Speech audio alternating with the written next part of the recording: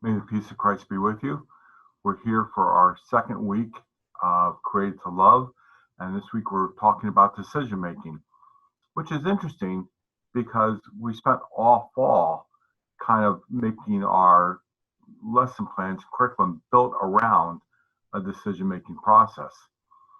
So pardon me if you've heard these words before, but we're going to talk a little bit about See, Judge, Act. We were kind of using that as a framework for our conversations, but I wanted to talk a little bit more about how See, Judge, Act can serve as a decision-making model for us as well too. So we'll talk a little bit more specifically about it. So let's go to the C portion.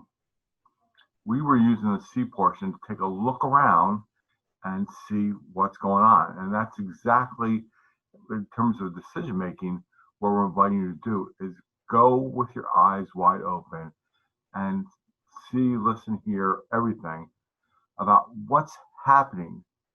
If you're about to make a decision, what's happening? What's causing you to get involved in that decision? Not only are we asking you to take a look about what's happening, but who are the people involved? So what do you know about those people involved? So what's going on with them? Where are their emotions? How are you reacting to their emotions? All of that kind of stuff. Who are the people involved? Who is impacted by this decision? And then you should also be able to take a look at who is gaining from this situation. If you're making a decision, is there somebody who's going to be a winner because of the decision? Is there somebody who's going to be a loser because of the decision? Who is gaining something by your decision, an impact? And what does that mean towards the future as well too? And what is this situation doing towards people? How is the situation affecting and impacting people's emotions and all that kind of stuff too? And then finally, if you take a look around and you're seeing what is happening, if you're making a decision, what is happening and why is it continuing to go on? So we're asking you to take a look at see the situation and see it in all the different angles, and then move towards judge. Okay? Don't judge just on the flash and right away, right quick. Okay? But take a moment, take a pause, and really see how much information you can take in for making your decision. And now it comes to our point where we're asking you to judge. And so, first off, check yourself. How do you feel about the situation? How is this affecting your emotions? What are your concerns? How are you feeling about what's going on? Is it good? Is it bad in your mind? Okay. Make a decision judging that. Have you ever acted or behaved like anyone in this situation? If so, what happened and how did you or those people involved feel about the decision they made and the actions they were taking? What do you think should be happening? Part of your decision is based on what you're anticipating your results should be. What do you think should be happening? Now, this next question is, what does your faith say about it? And that's what we were trying to do all throughout the fall. We always came back to whatever the situation was, is judging it based on Scripture and based on what is going on there.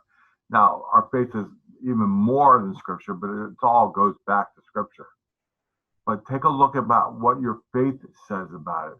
Take a look about what your family sensibility says about it, what tradition says about it, okay? What the church says about it. What is a morally right decision about you? What is a morally right decision that you're about to undertake? All those factors should be involved in your judging. And then it comes time to really actually make a decision. And that decision is only exhibited when you act. and how is it you're going to act with your decision. So what is it that you can do to bridge the gap between what is happening, the reality, and what should be happening, the ideal, or the thing that you are responding to in terms of faith or belief or morals? How can we bridge the gap between what is and what should be?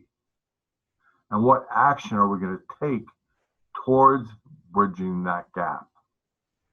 And then finally, who can we involve in that action? Our decisions should not only be about us, it should be about others as well too, and engaging others around us. So who can we involve in that action? So I hope this helps explain the See, Judge, Act model a little bit more. Decisions are very personal things, and we'll talk a little bit more about that in this time together. But while decisions are personal, they impact more than just you. So the question about why does it matter if I do or don't do this, it's because it's just me, that never sells, that never works, because your decision does impact others. Your decision does impact the cultures. You do make a difference. And we're inviting you to take that seriously and then live it in such a way.